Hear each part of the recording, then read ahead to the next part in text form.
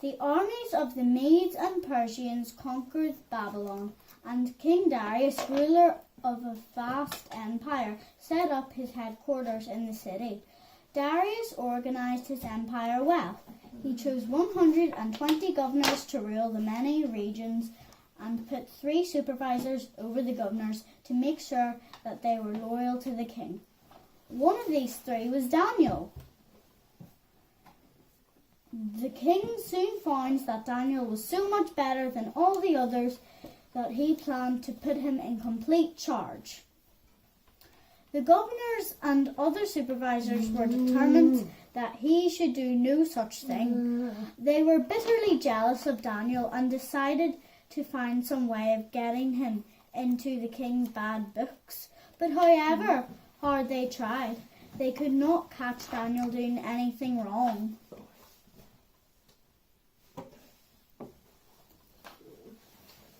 We shall have to find something about his Jewish religion that will get him into trouble, they decided. Although Daniel had lived in Babylon many years and had grown from a teenager to an old man, he had stayed loyal and true to God. 3 times a day he went to his window and looked in the direction of Jerusalem where the temple had stood. Then he knelt and prayed to the God who was with him, even though he was far from home. At last the jealous officials came up with a scheme to get rid of Daniel. Your Majesty, we have drawn up a new law for you to pass. It states that anyone who wants anything at all during the next month must ask for it from you alone. He must not make his request to any other person or god. Please sign this law with the seal of the Medes and Persians, for everyone knows I like it. that such a law may never be changed or broken.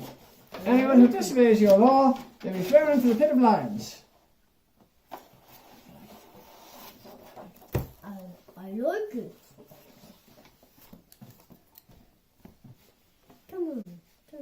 Darius did not realize that they were setting a trap for Daniel. He agreed and signed the law with his own royal seal. The governors and supervisors thought carefully when they drew up the law for the king to pass. They knew that Daniel prayed every day, asking God for all he needed. They would soon find him guilty. They knew too that the laws of the Medes and Persians were binding. The king would not go back on his word. When Daniel heard about the new law, he guessed that they were plotting against him, but he would not stop praying to God or even pretend to stop. He would rather die. He knelt by his open window as usual and prayed aloud to God. When his enemies saw him, they rubbed their hands in glee. Daniel had fallen into their trap, and so had the king.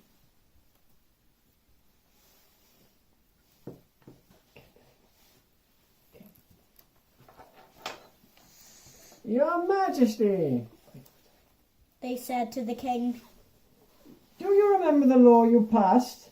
Daniel is breaking it 3 times a day. Yeah. He makes requests to his God and defies your law.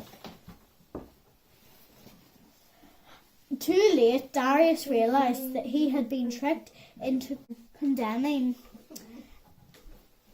his best and well-loved minister to death. All that day he tried to think of some way of saving Daniel. By evening his officials were back.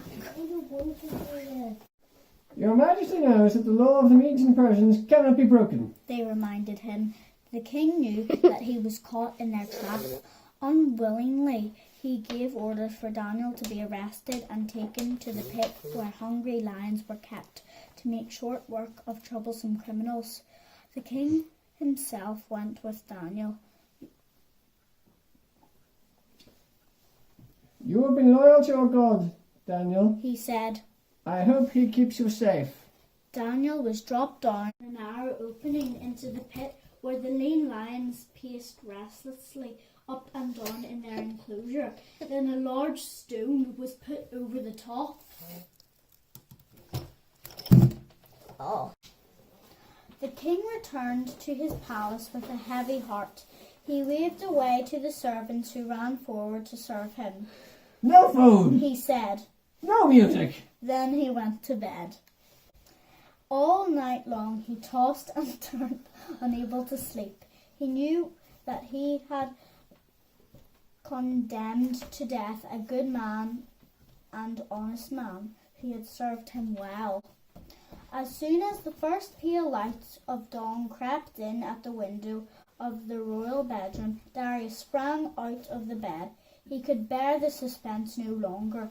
He summoned his servants and was soon on his way to the lion pit. The huge stone was removed, and the king called down into the evil-smelling darkness.